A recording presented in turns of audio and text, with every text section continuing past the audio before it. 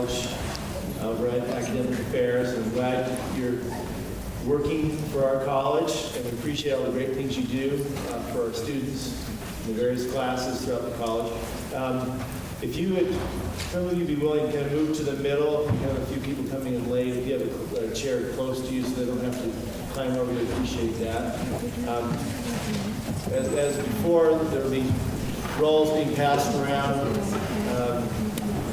to your, so you can be accounted for being here, and so make sure that you do that.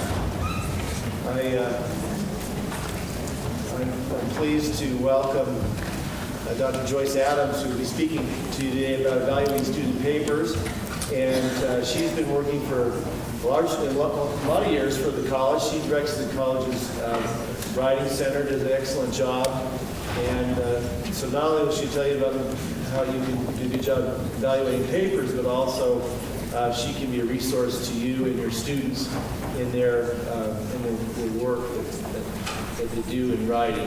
And so I really encourage you to take advantage of the resource for yourself personally, as well as for the students you work with. And I think that'll help you a lot, help them, and make for a better student experience. So. Without further ado, I'd like to welcome you. Please welcome Dr. Joyce Adams.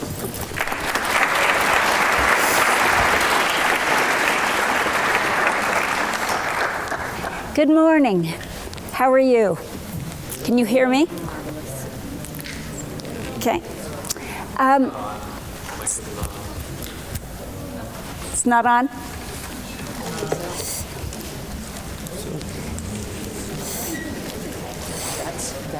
That's just for the video. That's just video. That's not for the PA. Okay. So I need... Yeah. Great. Okay, I want all of you who have ever had a class in which a TA graded one of your written assignments, okay, to stand up.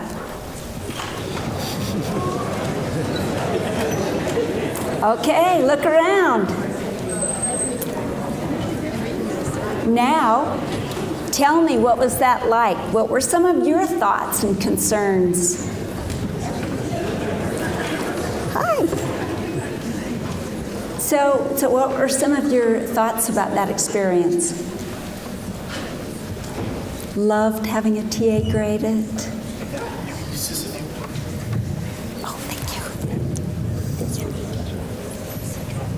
You still hear me? Oh, good. I like to wander. Okay. How did you feel about having a TA grade a paper in your class? It was really nice to track them down and ask them why things were right or why things were wrong. Okay, good. Sometimes I didn't get the best feedback back, and I wondered if they actually read my paper all the way through. Okay, good. Other input? Sometimes they didn't stress when they marked me down because they didn't think there was anything wrong with that. They're just treated like Okay, good. I've had TAs that have graded well, but I've also had TAs that actually graded harsher than the professor did. So Yes. I had to take it to the professor and hey, on the rubric it says this, and they graded it wrong. Okay, so sometimes they are not happy to have you doing that work, right? Maybe sometimes less receptive, sometimes more receptive to having a TA do that. Right? All of you that took American Heritage the first year you were at BYU, stand up. Okay, you took it the very first year. Okay, look around. Okay, or how many of you took freshman writing the first semester? Okay, good. All right, thank you. What's it like when you have that first written assignment at BYU, coming out of high school? The incoming grades for the grades for incoming freshmen are about 3.8, I think. The score on the entrance exam is about 30. Does that sound right? A minus average, high A minus average, just to get in. Okay, so all of a sudden now, you as a TA are telling them that they're doing a poor job of writing. Okay, and they're going to look at you like, I've just used this exact same way of writing for 4 years, and I have a 4.0. Who do you think you are to tell me to change, right? Okay, what I'm trying to help you do is to feel like they feel, right? As they recognize that a TA is going to grade their paper. You want to introduce it in such a way that they actually see the benefits that you provide by you being the one grading the paper. Okay, so let's take a look at what that's like.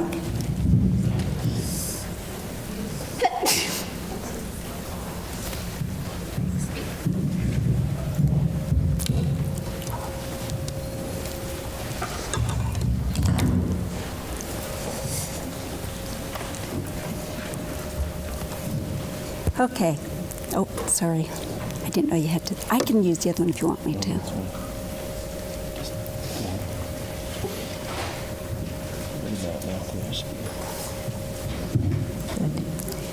Teaching writing does not qualify me in electronics. Can I say that?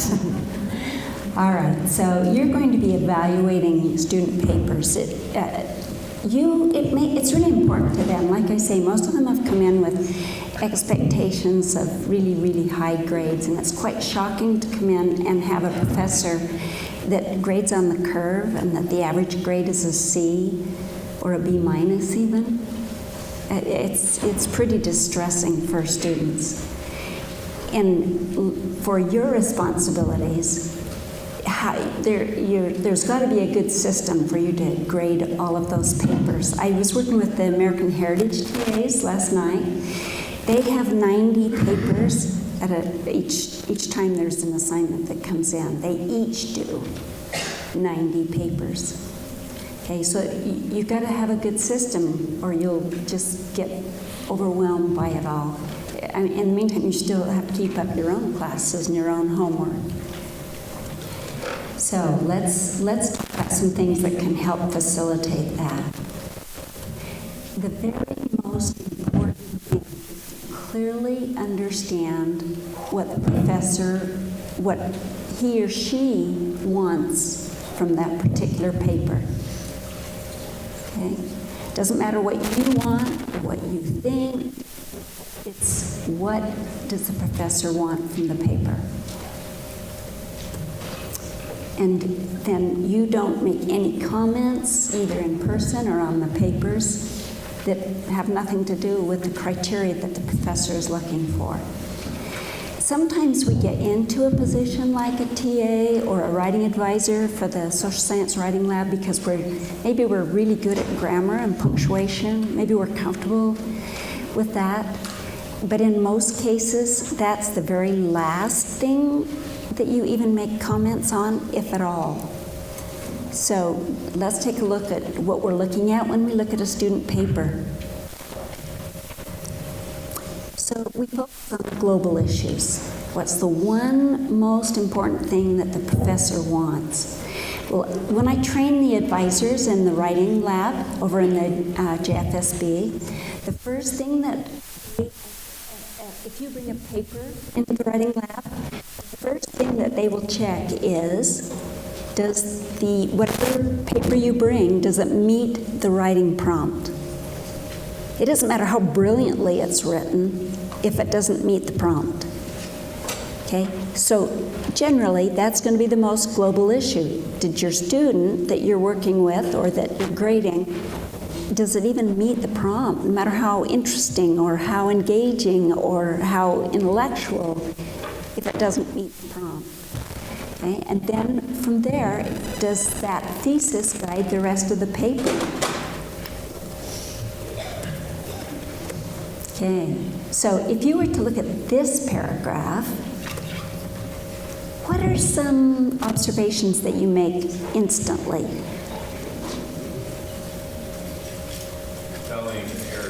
Spelling errors, they jump right out, don't they? Okay. What else? Anything?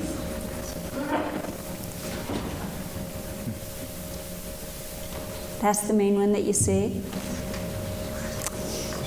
All right, so what if I took this student's paper and then carefully edited it for them? Okay, or crossed out some of the words, put the correct spelling or the correct verb with the correct pronoun for them. Is that helpful for them so they can see a model of what looks good? How many of you, don't really raise your hands, but how many of you had parents that corrected your grammar? Okay, a lot of us, okay, have had parents who would correct us. Research studies, and because we're all in the social sciences, that matters to us. Research shows that that's not effective. Okay, it's a wasted use of nagging. Same thing if you're marking their things like their spelling and their grammar problems, it's just like wasted nagging. It honestly won't help. I can clearly write out a rule. Maybe they're using semicolons wrong, and I can explain it really clearly on their paper so that they can identify it, and in the next paper there's still 10 wrong. Okay? That's not the method. It's not a good method for making change. So even if your desire is simply to help the student, it doesn't. That's not the best way to do that. Okay? So don't edit the paper. The other problem is that if you concentrate on those local issues like grammar and punctuation, they honestly think that for the next writing assignment, if they fix those, they'll get an A. And it may be that the first essay was rotten, but you weren't quite sure how to tell them that. And it was safer to just point out editing, okay? We don't want to mislead them thinking, yeah, this is a brilliant argument with minor problems, if that's not really the case. So we just stick to the global issues, okay? So does it follow the prompt? Is there a guiding thesis? Do the headings correlate with the thesis? Identify what that thesis is. Is it clear that that's what the student really is trying to argue? Lots of times I've read a thesis and I think, wow, that's really good. And then the rest of the paper doesn't have really anything to do with the thesis. So part of it is being able to correlate that, okay? So one of the main things that you're going to be able to help them with is structure. Okay, 1, does it meet the prompt? And 2, the structure of the argument. You may not ever get to a more local issue than those. So, look, this is a real paper by a real TA. It wasn't one of mine. I don't use TAs in my advanced writing classes. And I don't want you to worry about what the comments are. I want you to look at the visual appearance of this document, okay?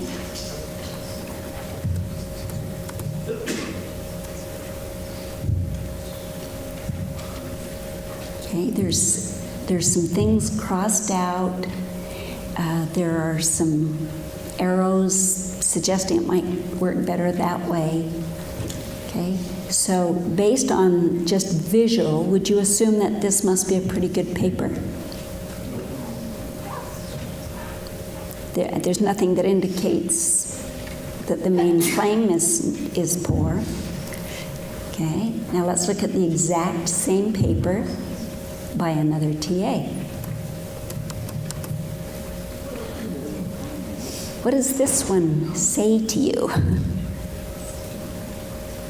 How would you feel? What feelings does this TA grade? It's the exact same paper. Okay, so the other one sent a message of it must be a really good paper because they didn't say anything about the main elements. What does this do?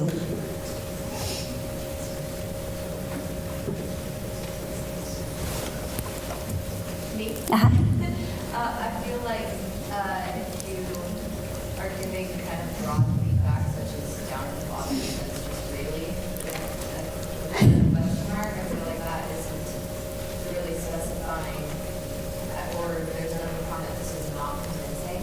So what you want to do is give comments that are giving feedback up on what they're doing, but maybe saying, like, maybe too broad, just giving a comment, and then following it up with what they can do better, like giving a piece, like a small piece of how they can do it rather Good.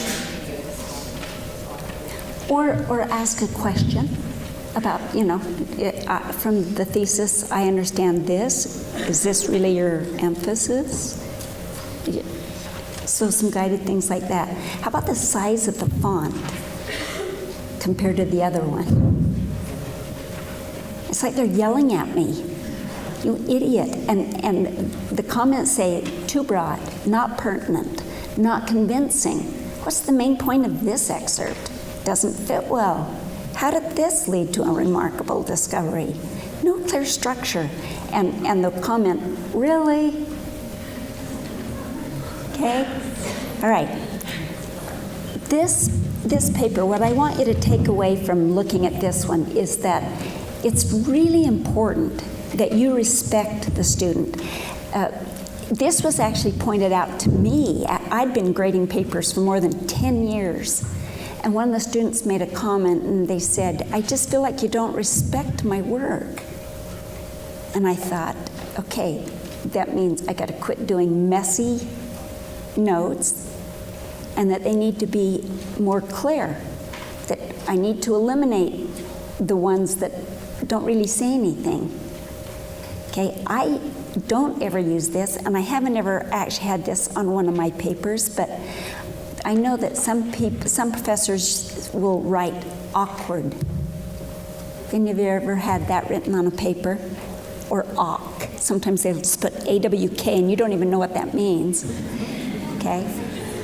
Even if they spell it out, it doesn't tell me what's awkward. If I'd have known it was awkward in the first place, I wouldn't have written it that way, so tell me how to fix it. Okay? So remember that you may only be sitting in a dark cubby grading a paper by flashlight, but you're talking to a student, not to a paper. Okay, and if that student were sitting straight across from you, would you use those exact same comments? Really? Okay. All right, let's look at one more. Same paper, different TA. I felt like that when I saw this. Okay. Compared to the other two, what impressions does this leave you just visually looking at it?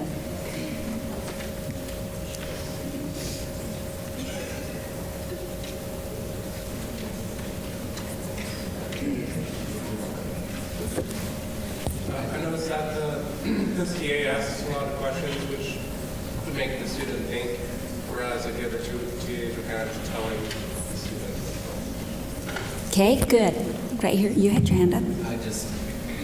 It looks more constructive because if I was the one who wrote this paper and got the feedback on it, I would appreciate how much they actually did talk about the stuff, because I would see that they did try to kind of engage with whatever idea I was trying to get out of the paper, but they also saw the flaws and the pitfalls, and then they also advised me of those maybe that I can avoid later. So I don't feel like I'm being slammed over the head with a bad grade, but I feel like, oh, okay, well, I could have done much better. Okay, that's exactly the way, just visually, the message that I got. Now let me read you a little bit of that teeny tiny font if you can't see it at the bottom. The very first thing this very helpful, well-developed writer, TA, says, your main objective should be to answer the prompt. Ouch. Ouch. Okay? Even if that's the case, I'm not sure that's the first thing you would say if the student were sitting right in front of you. They sit down and you've got all these comments and you say, well, really, you're supposed to do the prompt. Okay? So think in terms, when you're grading the papers, of the respect that you have for the student. Think of your own experiences that you've had when others graded your work, whether it was a professor or a TA. Okay? And how you can strengthen them. All right, let's look at some things that might be helpful. one of the things that I really, really caution TAs about, and the advisors who work in you are not the professor. I'm not the professor of the class for which you're TAing. Okay? So your role is not to be the professor, to fix it, okay, to give the grand answer to every problem.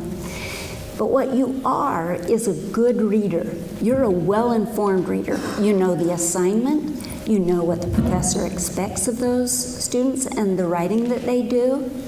And so when you're making comments on their papers, respond as a reader.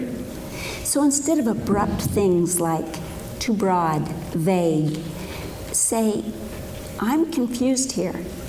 I thought, okay, or I'm confused, the preceding sentence just said, or this claim seems to go against what you say in the next sentence. So you're not telling them how to fix it, you're not attacking them, but you're explaining, as a reader, I'm not getting your message, okay? That's what you do best. Okay, as you look at student papers as a well-informed and trained reader, okay, then give them that kind of feedback. They can, if they're still unclear, they can come and talk to you, all right? But we don't want to try to be the professor. I don't want to be the professor of the class that you're TAing for either, okay? Just let the professor be the professor, okay? So avoid the comments like, really? Or, would you, really? You know, any of those comments that can be construed as demeaning, okay? So, but when you do make any comments on the paper, whether they're negative or positive, they need to be specific. By the same token that awkward and vague don't tell the reader or the student anything, neither does good, nice. That doesn't tell them anything either, okay? So you want to be very specific. So comments like, what's your stance? Sometimes they'll, their thesis is more like a report, you know. There's a problem in the United States. Some of us think this and some of us think that. And then they don't ever make a claim. And for some assignments, they don't need to, but for some, they're supposed to take sides and support that, okay? So what's your stance? What are you claiming, okay? Is this your thesis? Good, this connects to the thesis. What's the single main idea for this paragraph? Okay, so just some comments like that are specific. Okay, I don't understand how this evidence supports the claim. Okay, very specific, not demeaning. Okay, all right. This one's a big one that I find in my writing classes, is that they tend to make really overgeneralized claims. It's been successful for them in most occasions until they get into college a year or two. And that is claims like, all good parents want what is best for their children. Well, I wish that were true, but it isn't. Okay, not all parents want what's best for their children. Some don't care at all, right? And so they don't understand kinds of claims they can make or how to provide evidence when they do make a claim. Okay, so sometimes it could be something like this, some kind of advice, but simple, not great details, like consider combining these paragraphs, or consider adding a topic sentence to tell the reader right at the beginning of the paragraph, or those kind that are very specific. And again, here's one on transitions and for the use of praise. This is the best way to tell them, to give them advice and to point out what they're doing wrong, okay, is this second one.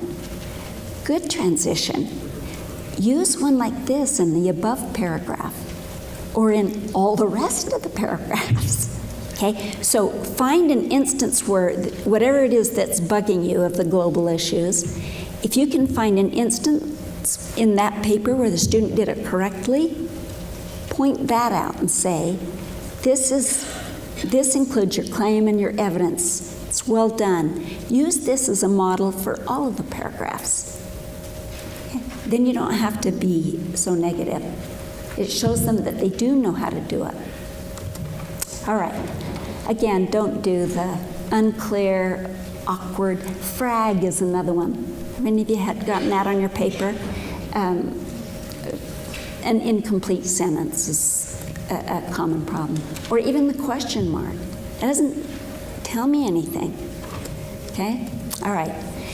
Don't make editing marks. And the reason that I mentioned about the fact that TAs, a lot of times we seek these positions because we're really comfortable with knowing grammar and punctuation. Not always, but sometimes that's where we're most comfortable. When I first started teaching at BYU, that was the reason I got into teaching writing, was because loved grammar, loved punctuation. And then all of a sudden I'm supposed to be the judge of how well they're arguing for something, and I didn't really feel nearly qualified enough to do that. Okay? And so don't mark their errors. If it's a really long paper, like I have in some of my classes, I'm a little bit obsessive compulsive. So I tend to mark the first error, and then I put in the brackets. There are other errors throughout the paper. And then I'm satisfied that I don't need to make any other comments at all. If they have an opportunity to revise, and you can make a comment about you'll need to fix those before you turn in the final one, but you won't point out what those are. Or if it's a final one, just simply say grammatical errors made it more difficult to read and impacted your grade. Okay, don't tell them vocabulary words or strikeout words or spelling. Okay, don't point out comma errors unless the professor asks for that. A lot of times the professor will have one or two pet peeves. Okay, and they'll often explain it in class. They'll instruct you to watch for them. Okay, and that's fine. But if they don't require it, don't you start pointing stuff like that. All right, so on any given page, don't make a whole lot of comments or marks. 2 to 3. 2 to 3 that are specific so that the student really learns something from what you've said is sufficient. Okay, more than that, they'll be so overwhelmed. All right, 2 to 3. And be specific with those. Okay, now, how many of you, for the assignments that you're going to be grading, does the professor include a set of grading rubrics for you? Okay, we'll keep encouraging the faculty to do that. It's really, really helpful to use rubrics. It helps standardize the grading. It helps give the students more feedback with less writing on your part. And it assures the student that the professor created the rubrics and that that's really what is most important to the professor. Okay, so there are a lot of different types of rubrics. I'm just going to do this really briefly. 2 that are really popular are the holistic and the analytic. And whatever works best for you. This is what a holistic is. In other words, this is a really good one for that paper that's due on the last day of class. They have no opportunity to revise. So don't waste your time making lots of comments on those papers. Okay? I'll be honest, I have a PhD, through all my degrees, through all my high school years, when a teacher would make comments on my paper, it never once occurred to me that I actually had a problem with that. I always thought that was that teacher's fluke. Okay? Didn't occur to me to think, oh, maybe I need to change that. It's the 10th teacher that's told me that. Okay? And for most students, it's the same. They don't transfer well. So it doesn't help them for you to spend a lot of your time making comments on a paper that they can't revise. Okay, so that's an analytic, and there's lots of, a holistic, and there's lots of different types of those. An analytic might break it down. I worry a little bit about one similar to this with the small point values, because BYU students are infamous for coming to argue for a half point, especially TAs, and you don't want to have 637 students lined up at your desk arguing for a half point. Okay? All right, so here's another type where you don't really tell them the point values, but you simply have some kind of a sliding scale. Okay? All right, use a rubric. It gives them clear guidelines. It helps prevent likability. In other words, you will have favorite students. Okay? You'll find some, especially those papers that take you 2 minutes because somebody really understood the assignment, somebody really knows how to answer it, somebody might be a senior that put off that class for 4 years, and so they've had lots of chances to write. Okay? And rubrics help eliminate that. I think some of your professors also try to have you review blindly. In other words, grade without knowing the student's name until after it's graded. A rubric helps explain the grade with minimal writing on your part, and they can save you time once you get comfortable with them. All right, consistency. This is crucial. How many of you are doing TAs for a professor in which there are at least 2 of you? Okay, look around. Okay.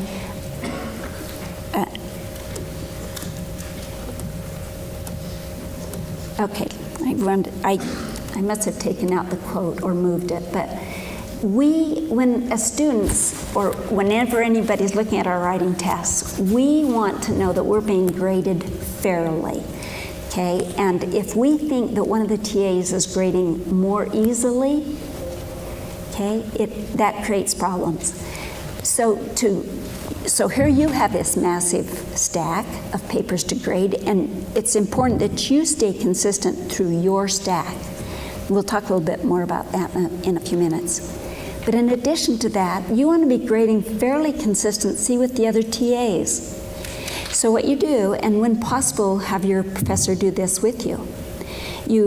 Once the papers have been turned in, have the professor choose a couple of the papers, take the student's name off of them, and then have each of you respond to 1 or 2 of them. Usually I would recommend 2. Okay? And grade them. Grade them as like you think you're going to be grading all the rest of them. Okay? And then compare your scores with the other TAs. All right? And this is not necessarily a thing that comes just with time to figure out how to grade fairly. The university gathers student writing samples. FHSS students, they gather some of your students' papers every 3 years. And the people who review them are all professors that have extensive experience in grading writing assignments. We have a sliding scale of it's typically 1 to 5. We always have at least 1 of each of those. Okay, so if we have like 7 of the professors, we're going over the papers, there's going to always be at least a 5, a 4, a 3, 2, and a 1 on the same paper. Okay, from people who are well trained, well experienced. Okay, so then what happens is when we realize that, then we talk about it and say, why would you say that the thesis merits a 4? Okay, and then you talk about that. That's what you want to do with the other TAs and with your professor. Why do you consider this a top thesis? What is about the thesis? And then that can help you adjust. And this is a good thing to do for each writing assignment. Okay? Grade norming. That just means let's help us get so that all of the TAs are grading similarly. Okay? So you select samples just like that. You review the rubric. You grade them independently the way that you're planning to grade the stack of papers that are happily waiting for you in your cubicle. then you share the grades, okay? And then you talk about them, and you just keep doing that as long as necessary. I have actually been in situations where the faculty are trying to get closer and closer, and it took us about 4 hours to finally get them close to each other. Okay, so typically for student assignments, you're not going to have to spend anywhere near that, but it'll save you time in the long run, and it will certainly prevent so many student complaints. Okay, one issue I also want to address is the issue of plagiarism. Okay, your role is to help them understand if it becomes apparent that's what's happening. I don't very often have a student here at BYU that plagiarizes an entire paper. I have occasionally. I teach independent study courses, and often I get papers that were totally purchased and plagiarized. In fact, a couple of times I've had them plagiarize the same paper. Okay? So, but what more typically happens is they don't know when or how to correctly cite. Okay? And so that can be something you can guide them to. Right? So there should be a plagiarism policy in the syllabus. That should be the beginning. Okay?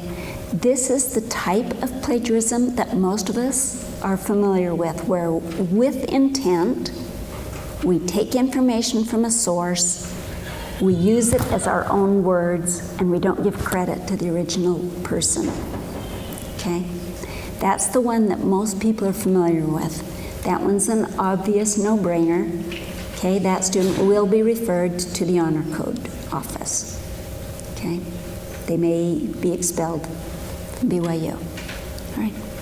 But there's lots of other different kinds, right? There's the unintentional kind where you've been working on a paper so long that you may have actually cited in one instance in your paper, and then further down in your paper you paraphrased another part of that same source, but you forget to cite it. Or you've been working on it so long you don't even remember it's not your own work anymore. And that's called inadvertent plagiarism. They're not referred to the Honor Code office, but they can still get a failing grade on their paper. But it won't be in their permanent student record like the Honor Code problems are. Okay? This one is another one, paraphrased plagiarism, where you're using your own words to explain something that someone else said or wrote, but you fail to give correct citation, fail to give credit. Okay, again, that can result in a more serious infraction, but not Honor Code. Plagiarism mosaic. This happened at I'm not going to make it so specific.